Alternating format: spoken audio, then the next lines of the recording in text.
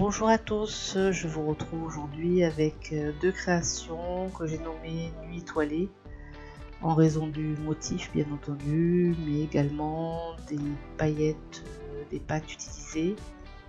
Donc voici un premier modèle en noir avec la pâte Premo Twinkle. Et voici un second modèle avec la pâte Fimo pailletée bleue. Donc le tout a été résiné pour mettre bien en valeur la brillance des pâtes pailletées et aussi la brillance des poudres Pearlex utilisées pour ce motif. Si cela vous intéresse, suivez-moi, voici le matériel, je vous mettrai tout en barre d'infos dans tous les cas.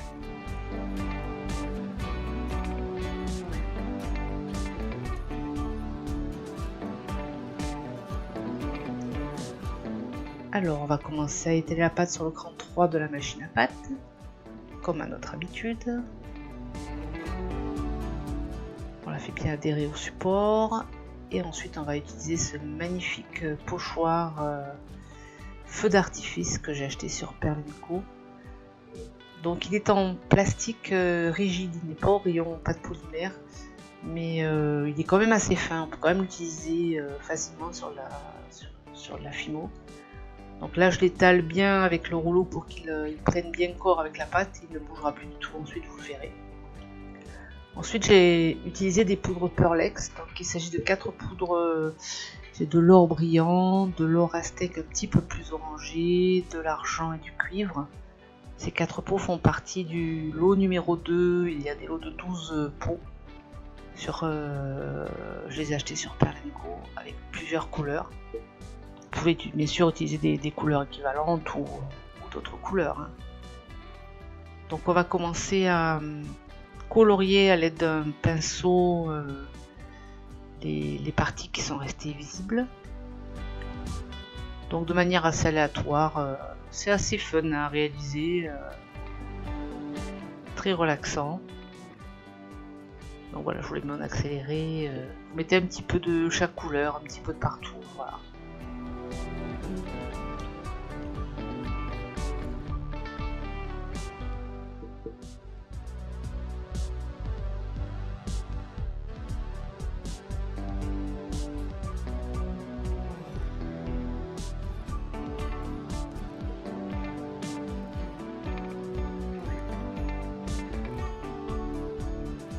Une fois terminé, vous allez enlever délicatement ce pochoir, doucement, doucement, pour ne pas l'abîmer. Et vous allez voir que cela va révéler le magnifique motif que nous avons réalisé grâce aux poudres. Voilà, il suffit ensuite de chercher, de prendre des emporte-pièces et de chercher les endroits où vous voulez découper vos pièces. Il m'a semblé important de prendre des emporte-pièces un petit peu grands quand même, un petit peu larges, pour pouvoir garder ces motifs que je trouve absolument magnifiques. Donc j'ai préféré prendre des motifs calissons, ça me paraissait... le fait qu'ils soient un petit peu larges sur le milieu me paraissait bien adapté à ce type de motif.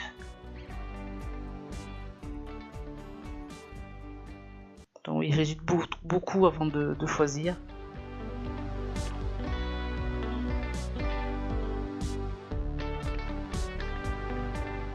Ensuite, vous retirez l'excédent de pâte une fois que vous avez choisi donc, de découper les morceaux.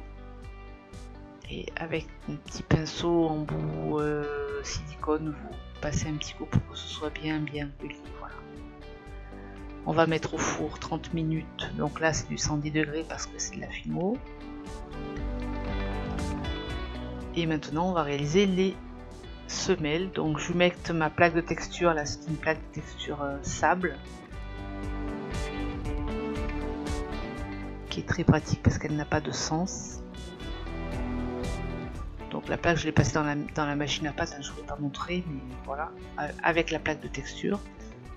On va ensuite découper des morceaux autour des pièces en laissant 1-2 mm de plus sur les côtés.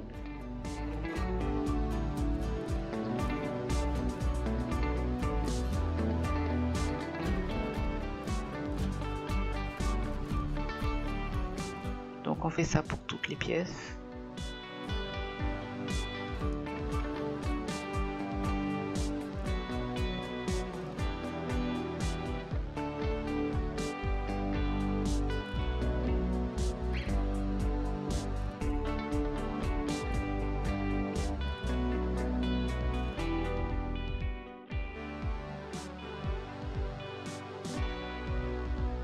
Ensuite, je vais humecter le dos des pièces cuites avec de la sculpée bacon bond, de la colle qui chauffe, qui cuit en chauffant, pour pouvoir faire adhérer la pâte crue à la pâte cuite.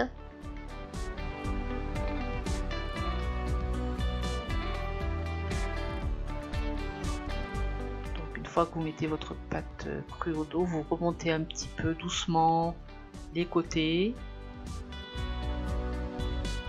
faisant attention d'enlever les bulles d'air.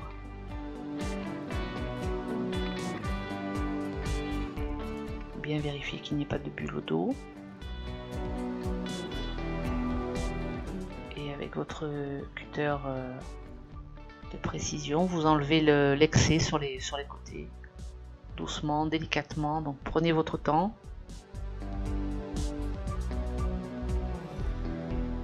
Prenez vraiment le temps d'arranger les côtés, parce que là en plus, comme ce sont des poudres Pearlex, vous ne pourrez pas utiliser de l'abrasif pour arranger après cuisson avec de l'eau, parce que vous risquez de faire partir les motifs, donc il faut bien faire attention avant cuisson.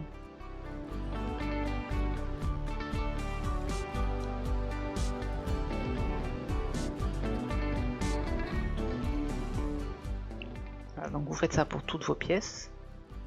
Ensuite on va s'attaquer à la petite attache au dos. Donc là je suis en train de vérifier dans quel sens je vais mettre les attaches, puisque je voulais mettre les étoiles vers le bas.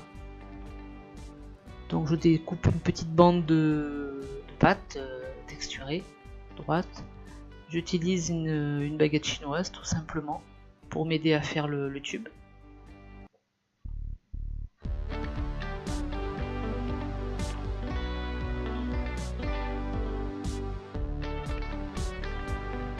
Là, je mets un petit peu de fimo liquide à l'endroit où je veux placer le tube.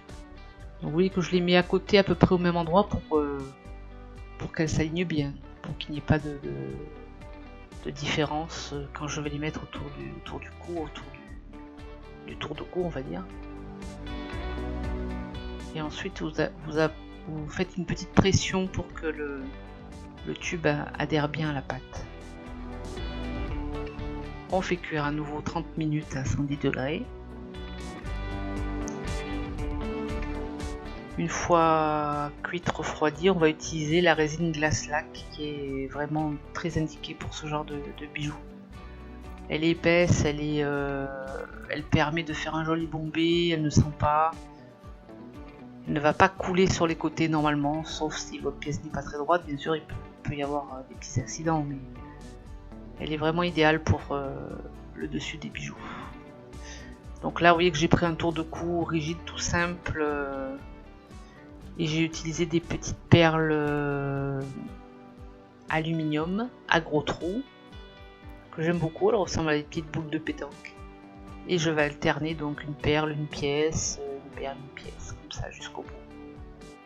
C'est donc un montage très rapide, très facile.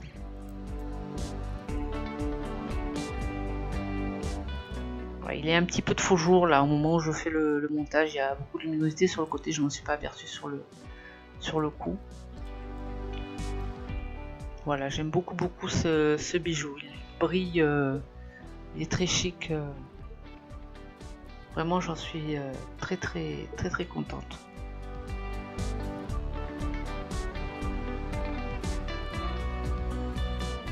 Là, je vous montre le dos à nouveau.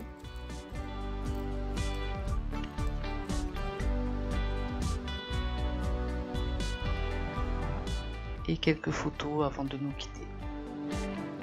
Malgré tout, j'ai un petit faible pour